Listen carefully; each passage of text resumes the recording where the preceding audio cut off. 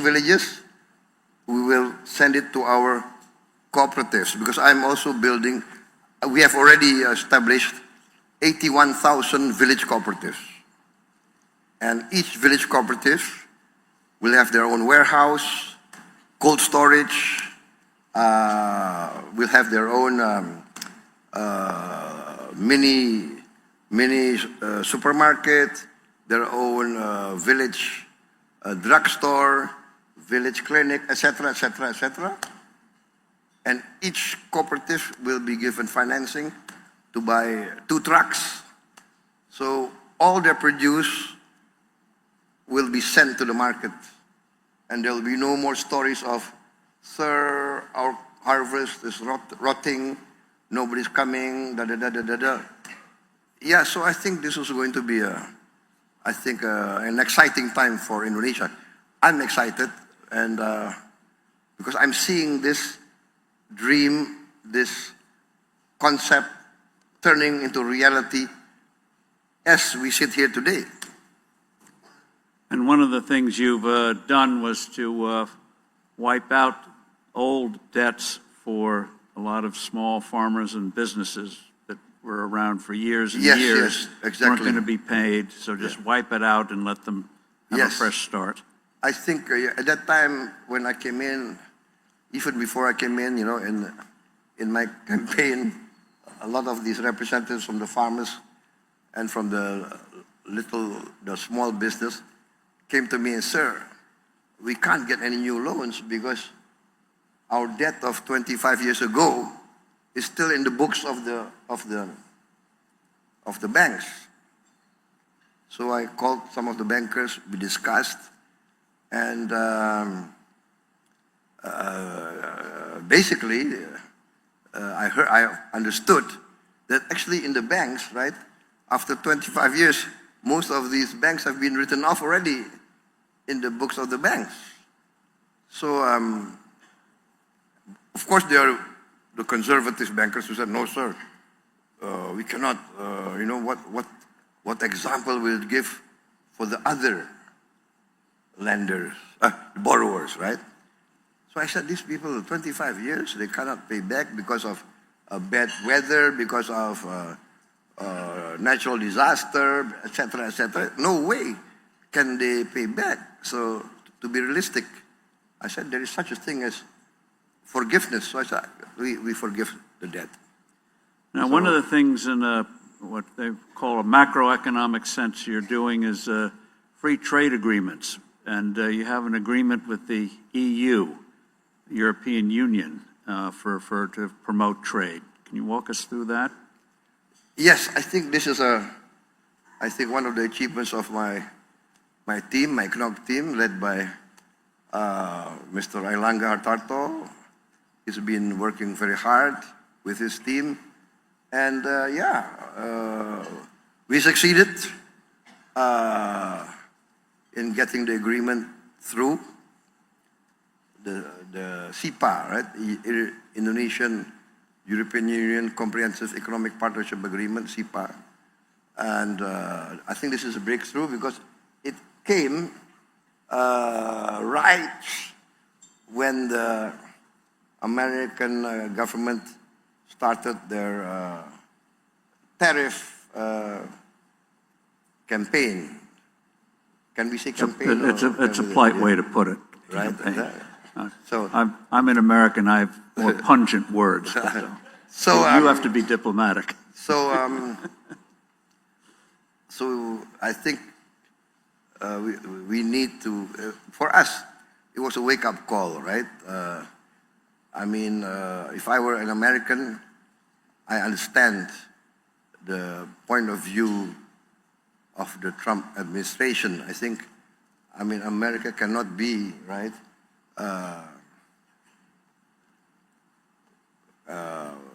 I mean, the whole world considers America to be a nice market, and then on the other way around, they don't also open their market to American goods. So there will always be, I mean, it's the duty of every leader to try to protect their people. But, I mean, if you go in a tariff war, where will it stop, right? But for us, it's a wake-up call. So I said, now I tell my guys, my team, and I will talk to the business people. We must be more efficient. We must be more daring. We must be more, not always rely on an easy market. Oh, United States. I think this is opening up. But yes, and then that's why now we have a CEPA with the EU.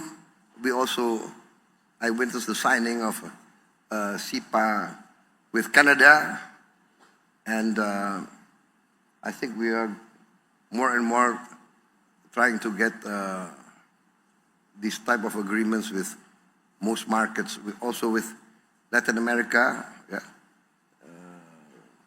with I think RCEP and CPTPP, etc. So we also are joining OECD. We requested to join. We've joined BRICS. So we believe that we should, be in all the markets that we can.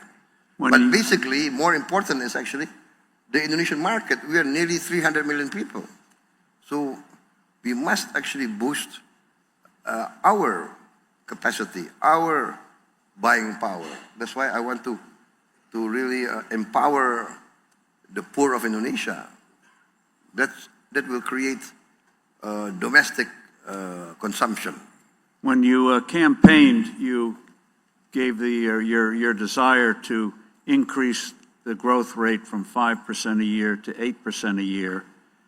What other steps are you taking? What industries do you see coming in the future to Indonesia? And what would you say to Americans and others about why they should invest in Indonesia today so you can get that 8% growth rate? I think 8% is very achievable. It's very achievable. As I mentioned to you, for instance, even with this free meal program, we are creating directly 1.5 million jobs. Directly. And there's 30,000 kitchens times 50 people working in the kitchen. 2 or 3 shifts, so 50 people times 30,000. That's 1.5 million. So the economic experts tell me that 1% growth will create 400,000 jobs. Well, we created already 1.5 million jobs. That's 3%. And that's not even with the 81,000 cooperatives. There we calculate we'll also create at least another 15 jobs. But the beauty of the whole thing is that each kitchen has created 15 local entrepreneurs. One selling their eggs, the other one selling vegetables, the other one selling fish, this one selling meat, the other one so. And each of these 15 vendors or suppliers will have at least 5, 10, or 15 workers. So foreign investors will be witnessing a growing economy which attracts capital. I think so. Growing economy, and if these people have money, what do? They will buy shoes, clothes. They want to improve their housing. They want each to buy maybe motorcycle, a television. So I think this is the way. I mean, of course, the big guys will want to go to the big things, right? For instance, we have a lot of minerals, a lot of critical minerals. We are number 1, I think, in nickel, maybe number 4 or 5 in bauxite. We are in critical minerals. We are in, so I think there's a lot of space for new investment. We need more exploration for oil and gas. We need more drilling. We find out that we have, I think, 30, 40,000 old wells that with new technology, we can increase our yield. So I think there's a lot of room for investment, and I think Indonesia must be something that will attract a lot of interest to come in, because I think not many economies, I think, in the present world enjoy. Even now, we are growing at 5% a year. I mean, many other countries are not even growing at all. 1%, 2%. Even I just came from Sharm el Sheikh. I meet all the leaders, and we were exchanging notes. And many countries are struggling with energy and all that. And I think we are blessed with so many resources. But of course, I'm not satisfied. We have to manage better our resources. One of the couple of things you're doing, one is improving tax collection, and the other is you may be looking at tax cuts to help stimulate the economy. And another thing you're doing is you've created a second sovereign wealth fund, Danantara, which has under assets, starting off, $1 trillion. And it not only includes your banks, but it includes Pertamina. But also, amazingly, you had 1,000 state-owned businesses that now you're going to rationalize, reduce, because together they're only returning 1% on assets. So if you rationalize these things, free up capital for better use, that alone will give a boost to the economy. I think so. So I've given direction to the chairman of the Danantara to rationalize everything, cut down from the 1,000 state-owned enterprise maybe to more rational figure, maybe 200 or 230, 240, and then run them with international standards, right?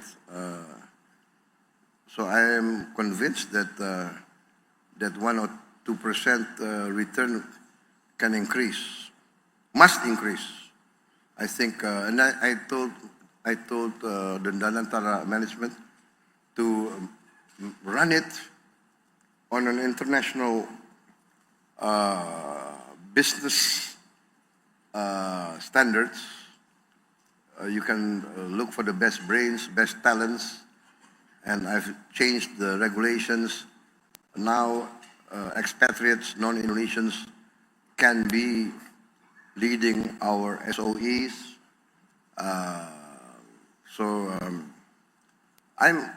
I'm very excited, but because sometimes I don't know. There is some sort of disconnect sometimes between the economic players and the political players, the political leaders.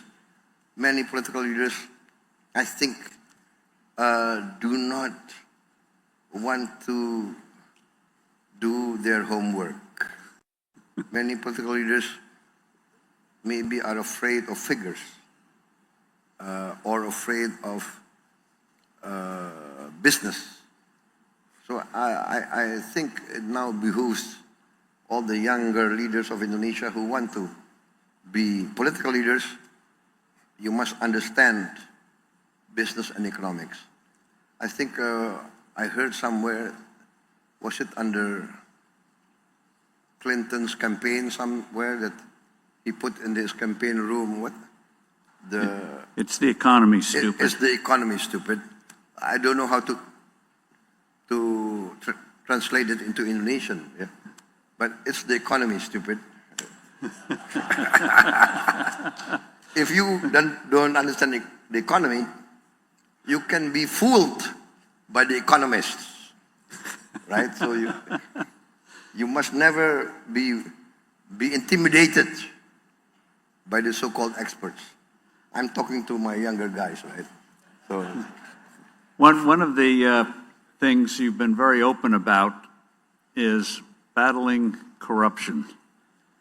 You, when you were defense minister, you made it a point that any relative, if the name was came in for a contract, they would not get the contract. Relate the story first of a company that came in that made you an offer. They thought you couldn't refuse, but you did. And then walk us through quickly the things you are doing now to combat corruption, not just prosecutions, but making sure you have the personnel properly salaried so there's no excuse for payoffs.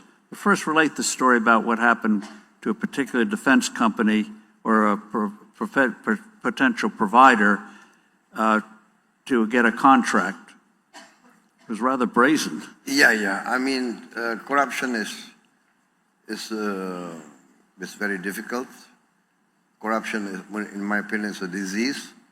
Once it reaches stadium 4, like cancer, it's very difficult. But corruption, in my reading of history, corruption will destroy countries, nations, and regimes.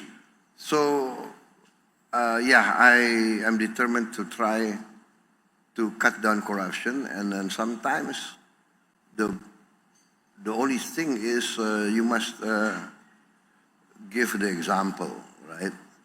So yes, when I became Minister of Defense, the first night I became Minister of Defense, I remember I called in all my relatives, my nephews. I don't know if my brother was in the room, but I said, listen, I'm the Minister of Defense. Yeah, you guys cannot go into the Minister of Defense for any defense contract, right? Understand that. So that's what I tried to do. But of course, after 2-3 months, business people are very creative, right? Especially Indonesian business people. So they will find ways and means. And then one day I found one of my nephew coming to me, right, with a project. I said, oh, come on. You've never been in defense. You don't understand defense, okay? So no, you look for other business. So one time, we had a defense project conference in the Ministry of Defense.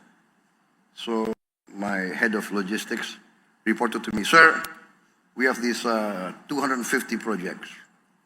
And let me report to you, project number 1, whatever. 3 companies in the short list. Company A, Company B, Company 3. Oh, by the way, sir, I would like to report in Company C, there's one of your nephews. Write him off. Go down the list. Oh, by the way, sir, in this project, your other nephews. Write him off. I wrote off all my family. And so in the comment, maybe I reported the names. And then they might have passed. So I had difficulty meeting my nephews for 3 or 4 months after that. But yeah, you have to give example. It's not easy, but you have to do it. And then now, the problem for Indonesia, I think, is this. If we can get this done well, I think very fast we will be the surprise of the world. For instance, I came into 2 islands of Indonesia, Bangka and Belitung, and we got a report there were 1,000 illegal tin mines. 1,000 on these 2 islands. And we were losing maybe 80% of our total tin production to these illegal miners and through smuggling. And and I said this has to stop. I made a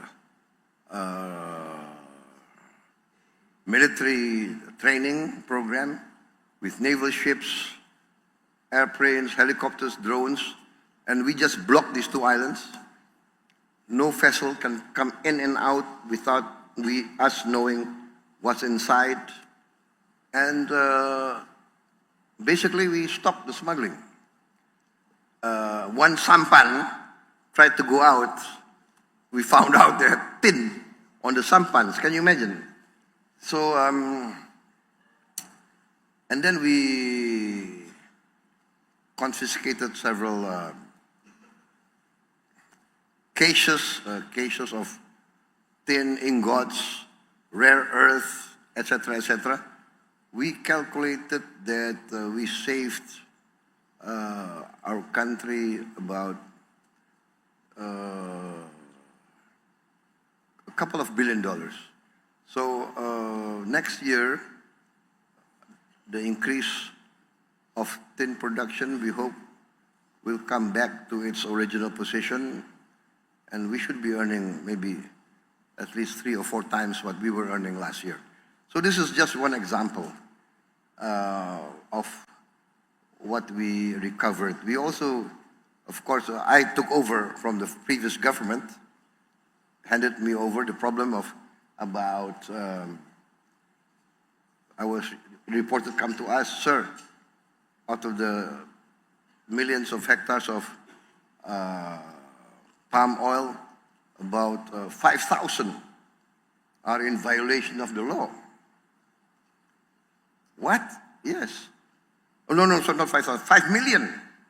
5 million hectares are in violation of the law. So I said, I am sworn in to uphold the law. So I told my Attorney General, my state auditing board, carry out investigations. What you find out, if there's a case, terminate their concessions. And that's what we did. I think by as of this month, we have recovered about 3.7 million hectares of plantations that violated the law. One plantation, 2 plantations, one was 50,000, the other 50,000, violated the law. There was a Supreme Court decision to confiscate those 2 estates, those plantations. 18 years ago, Supreme Court of Indonesia decision, not carried out for 18 years. The Attorney General came to me and said, what, Supreme Court? Inkrah, so no more ways to appeal. So I said, carry out, execute. Sir, this and that, what? You guys afraid? I ordered my armed forces, you accompany this Attorney General's office, accompany the state auditors, protect them, go in there and confiscate. 100,000 we take over, and no problem. So I think this is the case, is the government now must enforce the law. And I'm determined to enforce the law, and I'm determined that the Indonesian government must be respected by everybody. The law is the law, regulations are regulations. Those who violate the law will have to deal with the law. So that's as simple as that. What I mean is, we are recovering a lot of assets. Well, By this, efficiency. Taking, whether it's on the village level, enforcing the law, Yes. fighting corruption, dealing with the tax code. There have been a lot of protests, as you know, in your country and in other countries. People worried about the rise of the cost of living, inequality, but you seem to have embarked on a path where you're going to have a vibrant economy, but you're going to make sure, as the phrase goes, not only is no one going to be left behind, but they're going to be very much part of a moving forward, whether it's in a village or in Jakarta. And before we let you go, though, one other thing, since we have you here, we won't let you answer the question. You were recently in Egypt, invited by President Trump to witness the historic agreement. Can you share with us, before you go, observations about what you saw and what you think may be unfolding, which also underscores Indonesia's traditional foreign policy of trying to stay out of the elephants who get in fights with each other, the great powers, that you focus on growth rather than international disputes. But give us some quick observations about what you saw in Egypt. By the way, the president went to Egypt midnight on Sunday night, and what was it? A few hours later, you came back. Amazing. Give us some observations about what you saw. Yes, it was very interesting. I think there was a sense that we are at a historic opportunity. A lot must be done. There's still a long way. Anything can happen. But we all feel that this time there's hope. So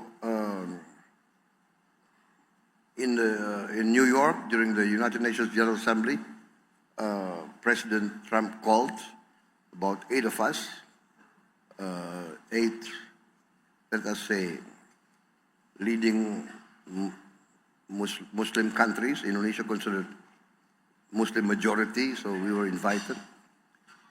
And he gave us his plan. We looked at the plan, we discussed it. It gave us hope. And then some of the other Arab leaders said, "Sir, we can live with the plan. We like it. It gives us hope. But what about Israel?" Right? And so he said, "Well, basically what he says is, I will convince the Israelis." And apparently he managed to do that. We have now a ceasefire. Aid is coming in. Hostages have been released. Some still, I think some dead bodies have to be recovered. So, yes, there is, I would say, still hope that we can get this through. And Indonesia is still willing to be part of that. If they need peacekeeping troops, we said we are willing to provide peacekeeping troops. And so I'm optimistic. I hope that this can go through. Well, in your speech in the UN, you gave a very courageous speech about if Israel would recognize Palestine, countries should recognize Israel, even if they're Muslim. And criticize you for that, but that exemplifies, though, the kind of firm leadership, forward leadership that the world needs. And so we've run out of time, unfortunately, but I think people that it's issues like ice for fishermen or trying to bring peace to a troubled region, Indonesia has a very strong leader. Thank goodness. Thank you very much, Mr. President. Thank you for having me. Thank you, President Prabowo and Steve. I'd like to ask both of you to just kindly stay seated for a minute, just while I give brief closing remarks. Ladies and gentlemen, what a great way to end this year's Forbes Global CEO Conference. We'd like to thank all our speakers, guests, and sponsors for their support and for making this annual gathering possible. You've been such a wonderful audience. We look forward to see you at the next conference. Now take his leave. Thank you.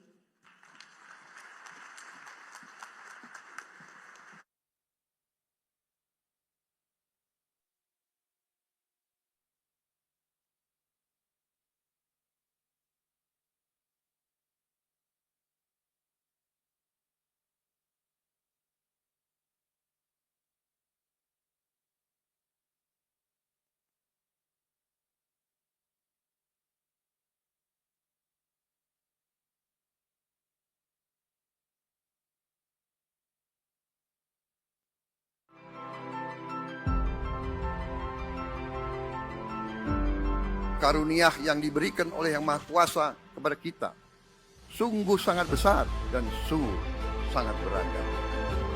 Namun, tengah segala karunia tersebut, kita pun harus berani untuk menjadi bangsa yang berani, bangsa yang tidak takut tantangan, bangsa yang tidak takut rintangan, bangsa yang tidak takut ancaman.